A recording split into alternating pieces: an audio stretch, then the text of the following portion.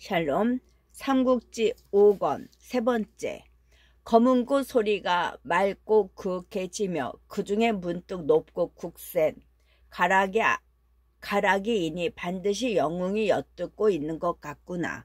밖에 어느 분이 오셨느냐. 소년이 그 물음에 답하는 대신 유비에게 알려주었다. 이분이 저희 스승님이신 수견 선생이십니다. 유비가 그 말을 듣고 살피니 소나무같이 정정하면서도 학처럼 귀한 풍모의 노인이었다. 유비는 그 범상치 않은 풍모에 끌리듯 앞으로 나아가 절을 했다. 그때까지도 유비의 옷은 아직 젖은 채였다. 그걸 보고 짐작했는지 아니면 다른 어떤 안목에 의해서인지 수견 선생이 탄식처럼 말했다. 공께서는 오늘 용케도 큰 위태로움을 피하셨구려. 유비로서는 놀랄 수밖에 없는 말이었다. 소년이 이번에는 제 스승을 보고 유비를 가리키며 말했다. 이분이 바로 유현덕 그분이십니다. 그러자 수견 선생은 별로 놀라는 기색도 없이 유비를 초당으로 맞아들였다. 주인과 손님이 자리를 정하여 앉은 뒤에 유비는 천천히 방 안을 둘러보았다. 실ong에는 책이 가득하고 창밖에는 풍류로 기른 소나무와 대나무가 어우러졌는데 방 안에 석상 위에는 방금 켜다 놓은 것인 듯 검은고가 비스듬히 놓여 있었다. 모두가 맑은 기운이 서린 듯한 정경이었다. 명공께서는 무슨 일로 이곳에 오시게 되었소이까? 한참 뒤에 수견 선생이 물었다. 처음 보는 이에게 자신의 곤궁을 보이고 싶지 않아 유비가 둘러대었다. 우연히 이곳을 지나다가 저 아이를 만나 선생께서 이곳에 계심을 듣게 되었습니다. 오늘 이렇게 조난을 뵙게 되니 실로 큰 행운이라 여겨집니다. 그러자 수견 선생이 다시 고개를 젖히며 웃었다. 공께서는 제게 숨기실 필요가 없소이다. 공은 틀림없이 어려움을 피하다 이리로 쫓겨오게 되었을 것이요. 그렇게 꿰뚫어 보는 데는 유비도 어찌하는 수가 없었다. 마지못해 양양에서 겪은 일을 모두 털어놓았다. 나는 이미 명공의 기색을 보고 그런 일이 있었는 줄 알았소이다. 다 듣고 난 수견 선생이 유비의 부끄러움을 덜어주려는 듯 부드러운 목소리로 그렇게 말했다. 유비는 기색으로 뒤에 감춰진 일을 꿰뚫어 보는 수견 선생의 안목에 다시 감탄했다. 그런 유비를 살피던 수견 선생이 불쑥 물었다. 나는 이미 오래전부터 명공의 크신 이름을 들어왔소이다. 그런데 어찌하여 이렇도록 놀랍고 어려운 일만 겪고 계시오. 제 명줄에 막힘이 많아 이 모양 이 꼴이 모양입니다. 유비가 단식 섞어 대답했다. 수견 선생은 그 말에 가만히 고개를 저었다. 그렇지 않소이다. 장군 곁에는 너무도 사람이 없소. 모든 것을 사람을 얻지 못해 그리 된 것이외다. 모든 것은 사람을 얻지 못해 그리 된 것이외다. 저는 비록 재주 없으나 제 곁에 사람이 없지는 아니합니다. 글하는 이로는 손권 미축 등이 있고 싸움을 아는 이로는 관우 장비 좋은 등이 있습니다. 그들이 모두 충성을 다해 서로 돕는데 저는 오히려 그들의 힘에 의지하는 바 큽니다. 유비는 수견 선생의 말을 부인하듯 대답했다. 수견 선생은 더욱 무겁게 고개를 저었다. 하기야 관우와 장비 좋은 홀로 10,000명을 상대할 장수들입니다. 그러나 미축이나 송건의 무리는 백면 선생에 지나지 않으니 전하를 경영하고 세상을 다스릴 재주는 못됩니다. 그제서야 유비도 수견 선생의 말을 알아들었다. 실은 그 자신도 그 무렵 들었을 만한 모사가 없음을 아프게 느끼기 시작하고 있었다. 다만 이미 거느리고 있는 사람들의 기를 죽이기 싫어 입 밖에 내고 있지 않을 뿐이었다. 언젠가 신하에서 형주의 백성을 올바르게 동원할 수 있는 길을 일러준 그 젊은이를 이름조차 알지 못하고 떠나보낸 일도 그 무렵 들어서는 뼈저리게 후회하고 있었다. 실은 이 유비도 몸을 굽혀가며 상곡에 숨은 어진 선비를 찾은 지 오래입니다만 아직 만나지 못했습니다. 어떻게 하면 그런 사람을 얻을 수 있겠습니까? 유비가 솔직히 속을 털어놓으며 간곡히 물었다. 수견 선생은 나무라듯 그 말을 받았다. 명공께서는 공자께서 10집 정도의 작은 고래도 충성스럽고 믿을 만한 사람이 있다라고 한 말을 듣지 못하셨소이까? 어찌하여 사람이 없다고만 말씀하시오? 제가 어리석고 막혀 알아보지 못했습니다. 바라건대 제 안목을 틔워줄 가르침을 내려주십시오.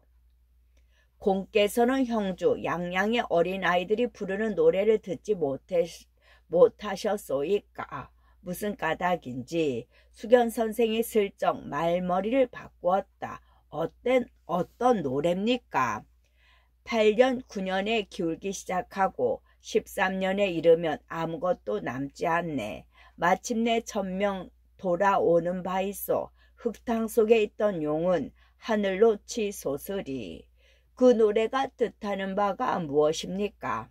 유비 또한 전혀 짐작이 가지 않는 노래는 아니었으나 모르는 채 물었다.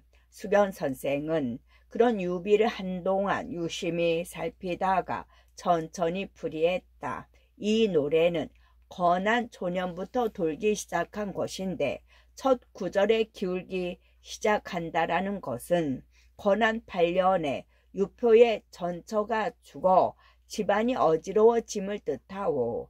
아무것도 남지 않는다라는 것은 유표가 죽으면 문무가 한 가지도 제대로 남아있지 않으리란 뜻이며 천명이 돌아가고 용이 하늘로 치솟는다라는 두 구절은 모두 장군에게 해당되는 말이요. 이 비가 어찌 그런 말을 감당해 내겠습니까? 유비가 놀람을 감추지 못하며 겸양했다. 그러나 수경 선생은 덮씌우듯 말했다. 어쨌거나 지금 천하에 뛰어난 제사들이 모두 이곳에 있으니 공은 마땅히 그들을 찾아가 도움을 구하시오. 그 일이 지금 공에게는 가장 급하오. 천하의 기재란 누굽니까? 과연 어떤 사람을 그러하다 할 수 있겠습니까? 유비가 급히 물었다. 수경 선생이 조용하게 대답했다. 봉룡, 봉추 두 사람 중 하나만 얻어도 가히 전하를 평안케 할 수 있을 것이요. 봉룡, 봉추는 누구입니까? 귀가 번쩍 뜨인 유비가 거듭 물었다. 그러나 왠지 수경 선생은 손바닥을 쓸며 답해주지 않았다. 좋지 좋아. 한참을 그런 소리와 함께 크게 웃다가 되풀이해서 묻는 유비에게 대답을 다음 날로 미루었다.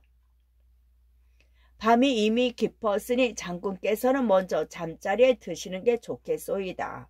내일 다시 얘기하도록 합시다. 그러고는 소년을 불러 시켰다. 장군의 말을 후원 외양간에 들여매고 저녁상을 마련해 올리도록 해라. 장군께서 주무실 테니 옆방도 치워두는 게 좋겠다. 유비는 속으로 궁금하기 짝이 없었으나 수견 선생이 그렇게 나오는데 굳이 졸라댈 수가 없었다. 애써 마음을 느긋하게 잡고 다음 날까지 기다리기로 했다. 하지만 저녁을 먹고 초당 옆방에 자리를 잡고 누워도 유비는 통 잠을 이룰 수가 없었다. 수견 선생이 말한 봉룡, 봉추가 어떤 사람일까를 생각하면서 늦도록 몸을 뒤척이는데 옆방에서 문득 사람 소리가 들렸다. 누군가가 수경 선생을 찾아온 것 같았다. 원직이 이 밤에 어찌하여 왔는가? 수견 선생이 상대게 하는 소리였다. 유비는 가만히 몸을 일으켜 옆방에 말소리를 엿들었다. 원직이라 불린 사람이 수견 선생의 물음에 대답했다.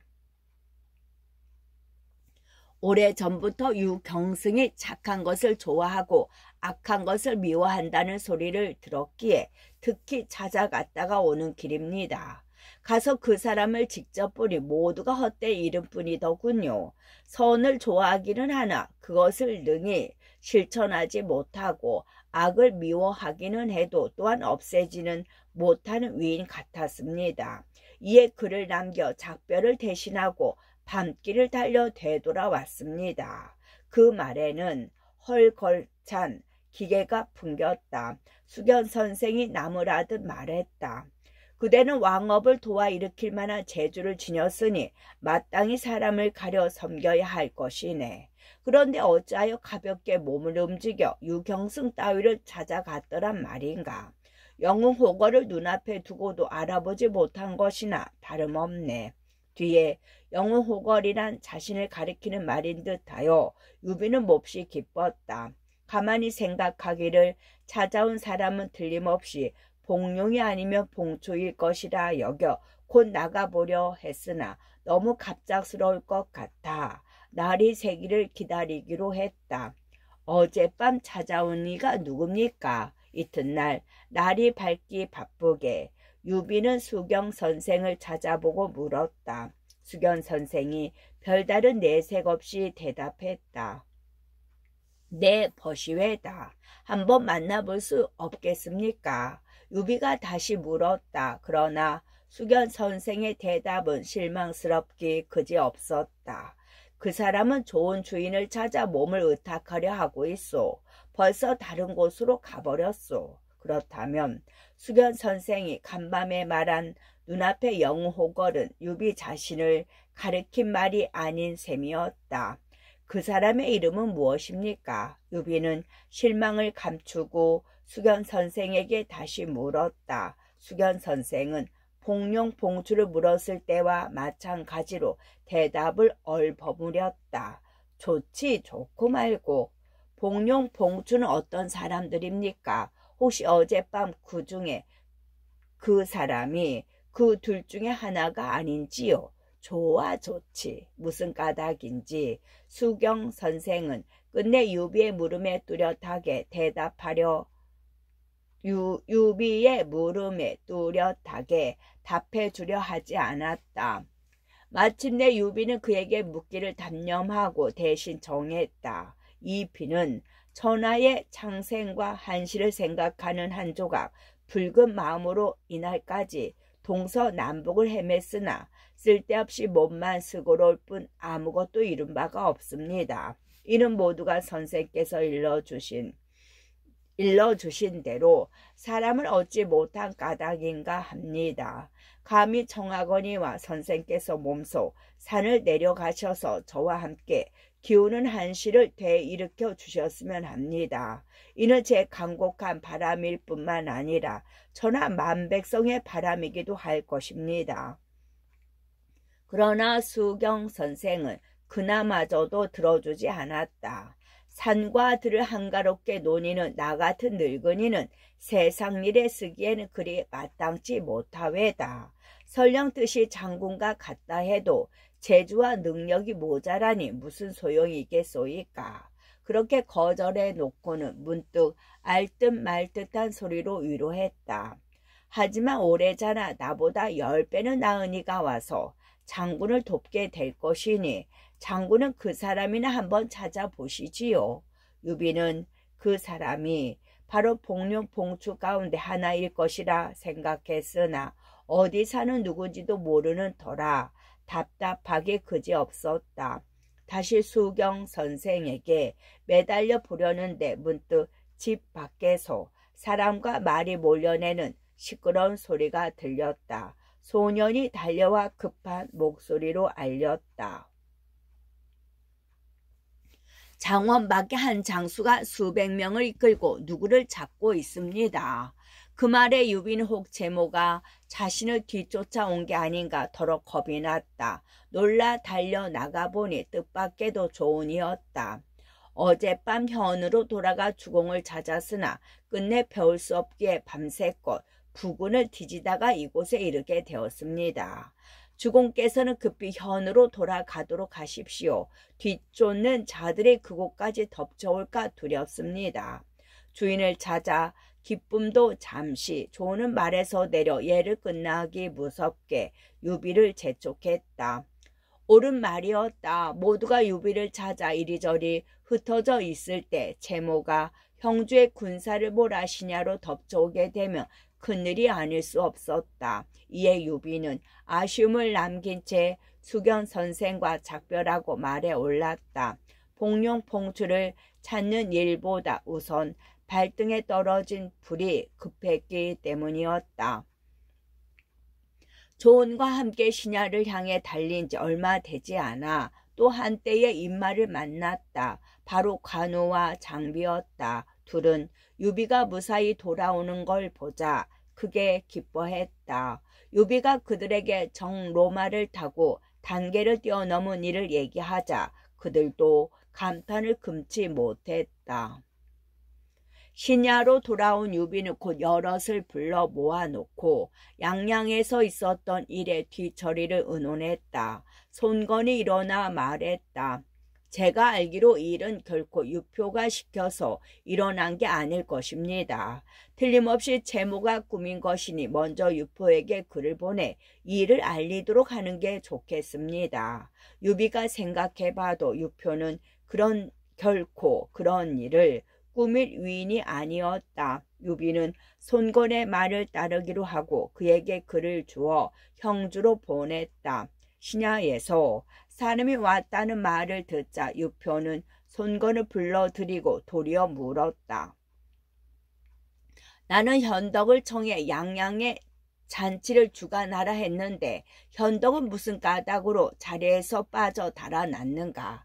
그러자 손건은 유비에게서 받아온 글을 올림과 아울러 채모가 유비를 죽이려고 꾸민 계책과 유비가 단계를 뛰어넘어 간신히 몸을 빼난 일을 낱낱이 알렸다.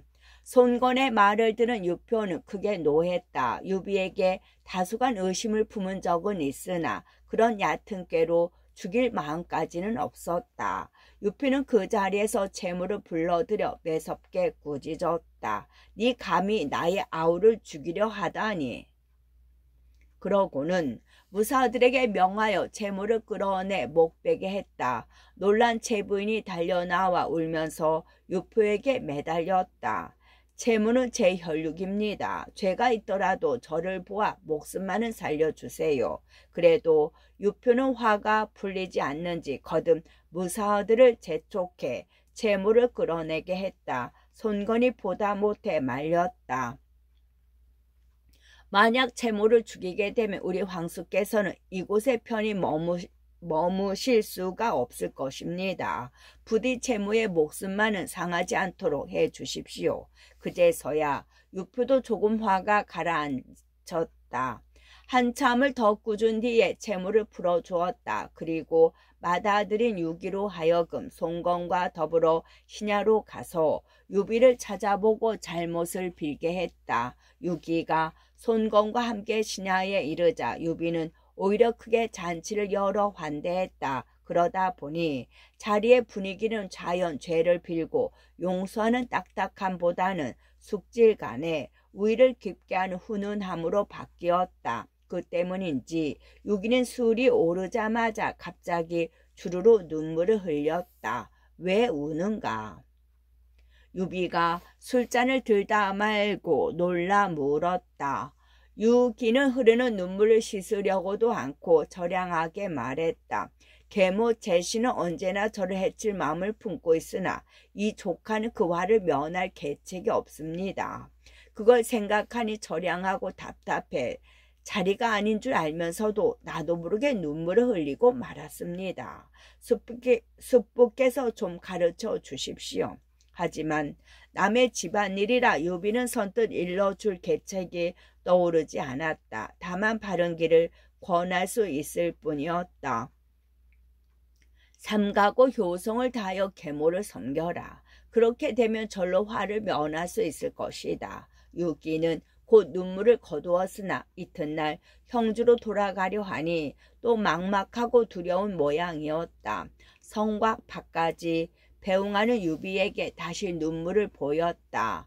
유비는 그런 유기의 기분을 돌려보려는 듯 자신이 탄 말을 가리키며 말했다.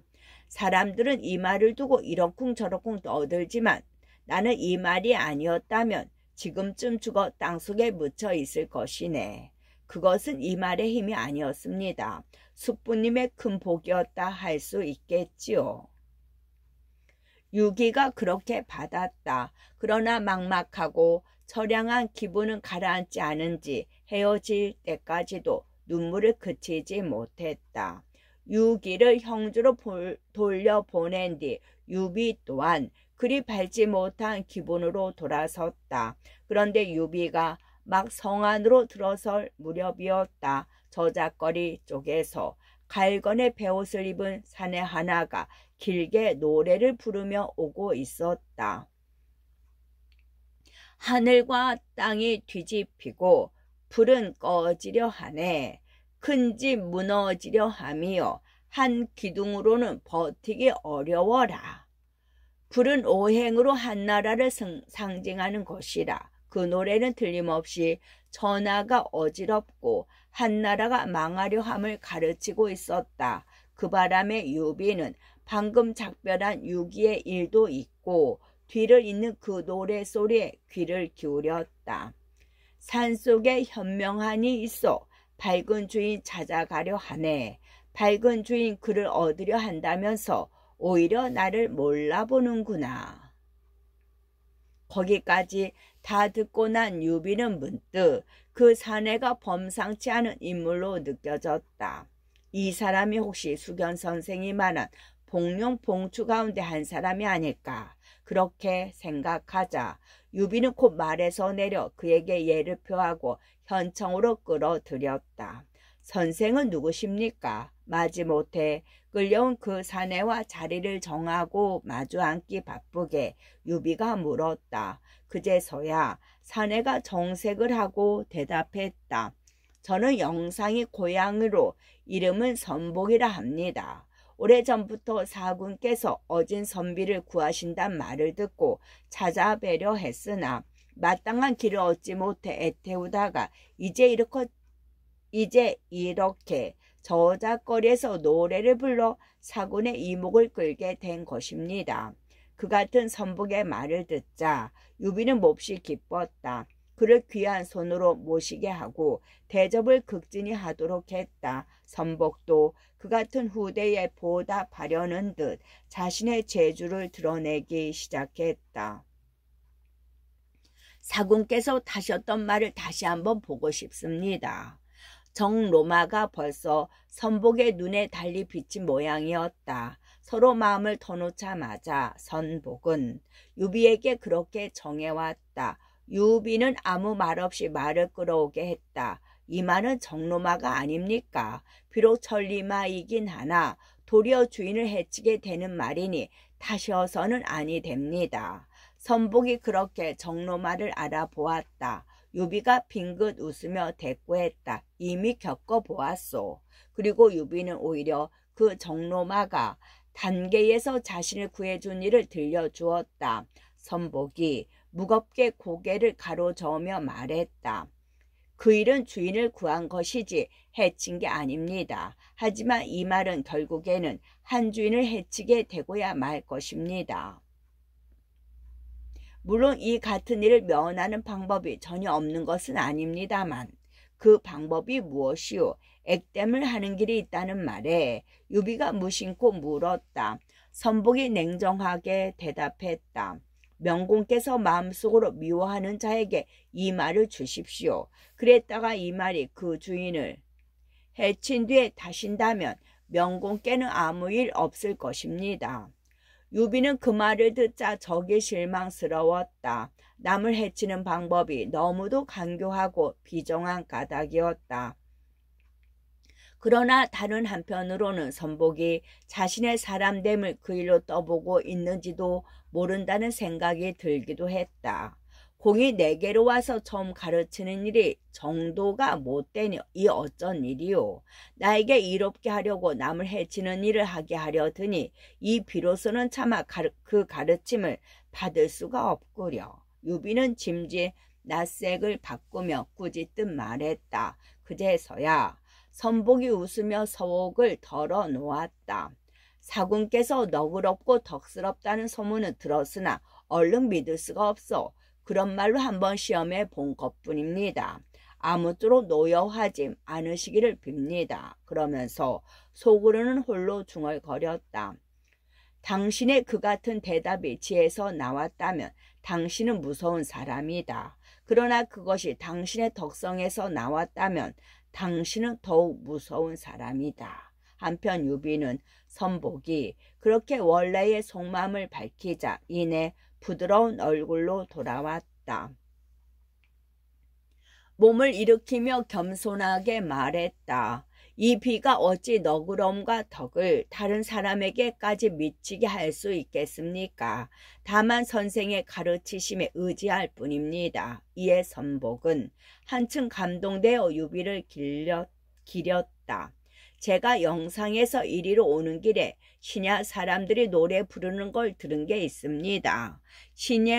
시냐 고을 원님은 다름 아닌 유황수, 이리로 오신 뒤론 우리 모두 풍족해. 대강 그러했는데 그 노래만으로도 사군의 덕이 백성들에게 두루 미치고 있음을 알만했습니다.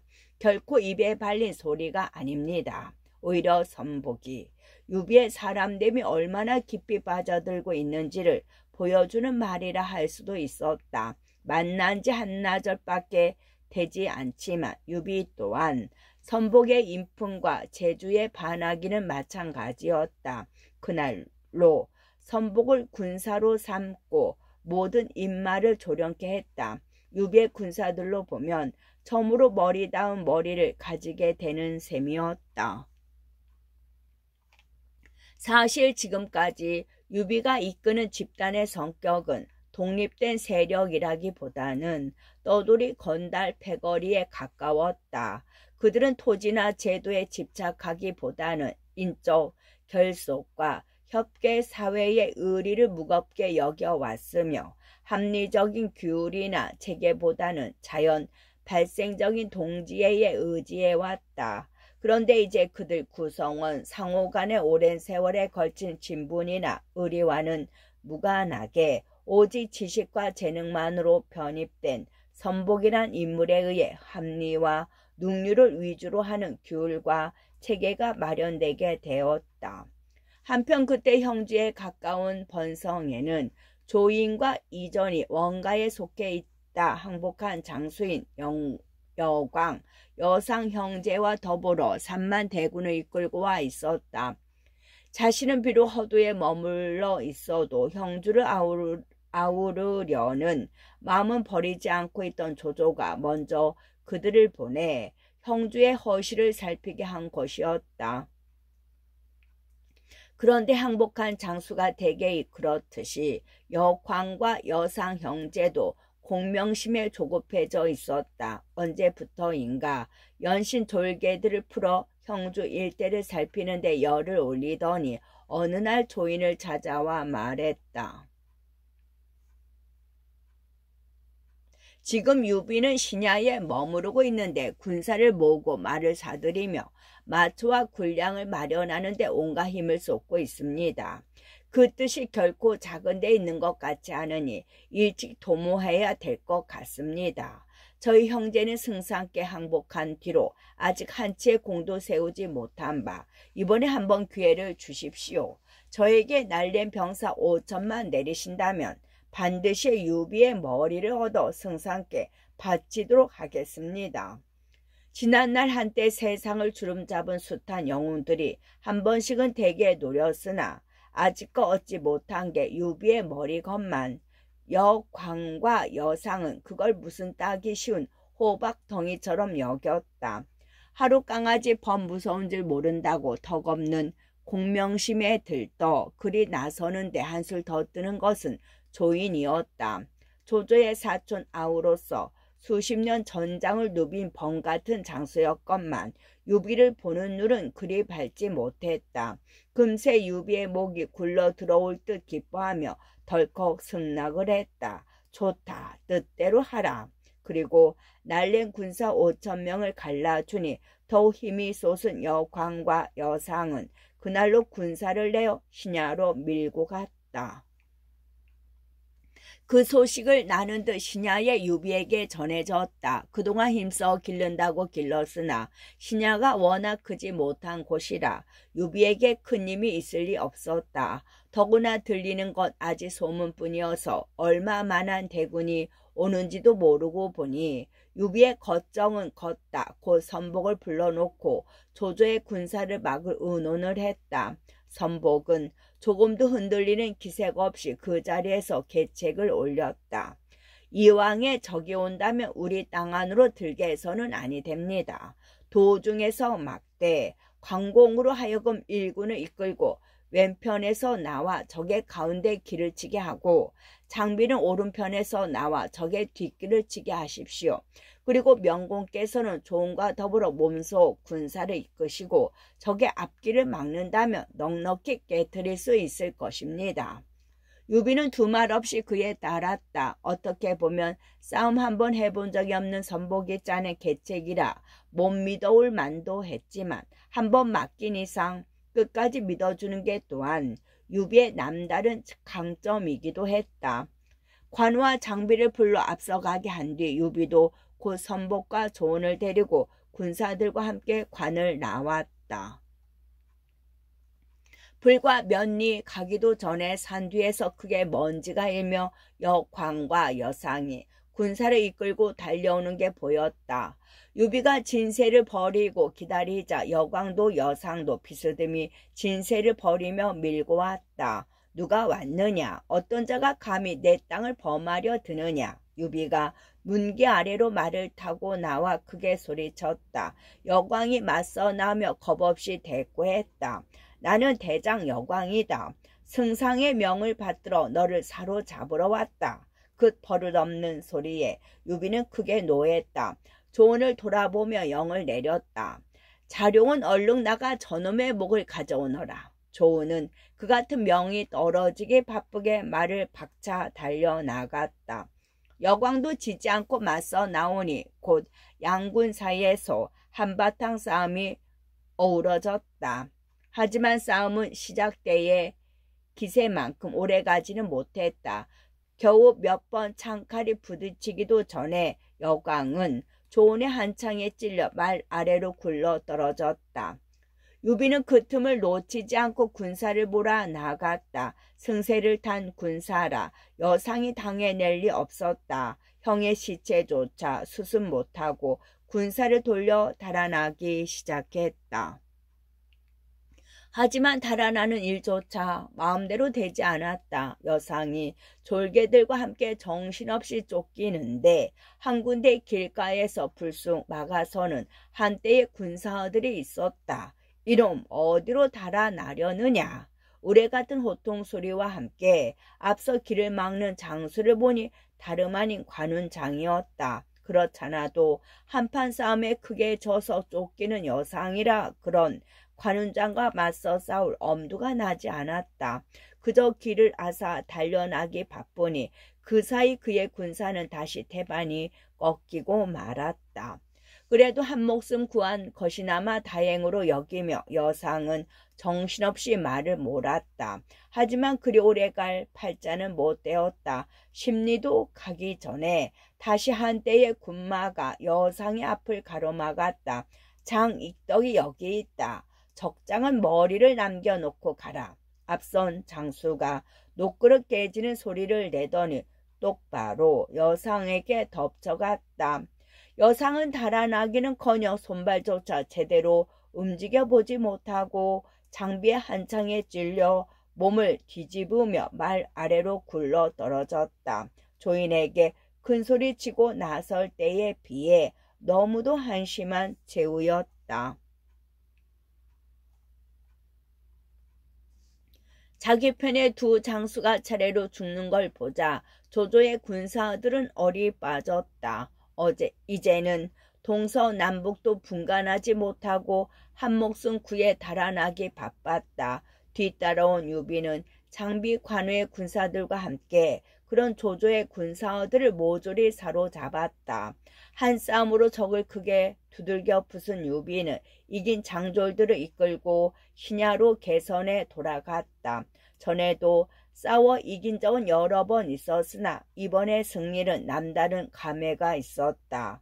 장수들의 개별적인 용맹이나 군사들의 단결심에 의지한 즉흥적인 싸움이 아니라 처음으로 모사에 일관된 계책에 따라 진행된 싸움으로 얻은 승리였기 때문이었다. 드디어 복룡의 자취에 닿다. 드디어 복룡의 자취에 닿다. 유비는 선복을 더욱 무겁게 대하고 삼군에게도 크게 상을 내려 사기를 돋두었다. 한편 간신히 목숨을 건져 돌아간 조조의 군세 몇은 조인을 찾아가 알렸다. 여광, 여상 두 장군은 죽임을 당하고 군사들은 거의 모두가 사로잡혀 갔습니다. 그 말을 들은 조인은 크게 놀랐다. 유표에게 빌부터 지내는 보잘것없는 식객으로만 여겼던 유비가 고르고 골라 보낸 자신의 5천 군사와 두 장수를 한 쌈에 질그릇 깨트리듯 쳐 부숴 버렸기 때문이었다. 이를 어떻게 했으면 좋겠소. 조인은 곧 이전을 불러 의논했다. 무장이기는 하지만 매사에 침착하고 속 깊은 이전이 조심스럽게 입을 열었다. 여광과 여상 두 장수는 몰래 적을 치려다가 도리어 목숨만 잃었소이다. 지금은 군사를 움직일 때가 아닌 듯하니 먼저 이 일을 승상께 알리는 게 좋겠소. 대병을 일으켜 적의 소굴을 치는 게 가장 나은 계책이 될 듯이소. 그러나 조인은 생각이 달랐다. 아직도 유비를 얕보는 마음을 버리지 못하고 오히려 이전의 소심함을 나무라듯 말했다. 그렇지 않소이다. 지금 우리 편의 두 장수가 죽고 또 수많은 군마가 꺾였으니 이 원수는 급히 갚지 않으면 안 돼오. 손바닥만한 신야를 치기 위해 어찌 승상의 대군을 수그럽게 할 수가 있겠소. 유비는 뛰어난 인물 이외다. 결코 가볍게 보아서는 아니되오. 이전이 다시 그렇게 말렸으나 오히려 조인의 심기만 건드렸을 뿐이었다. 문득 언성을 높여 이전의 말을 받았다. 공은 어찌 그리 겁이 많소. 병법에 이르기를 적을 알고 나를 알면 100번 싸워도 100번을 이길 수 있다 했소. 끝.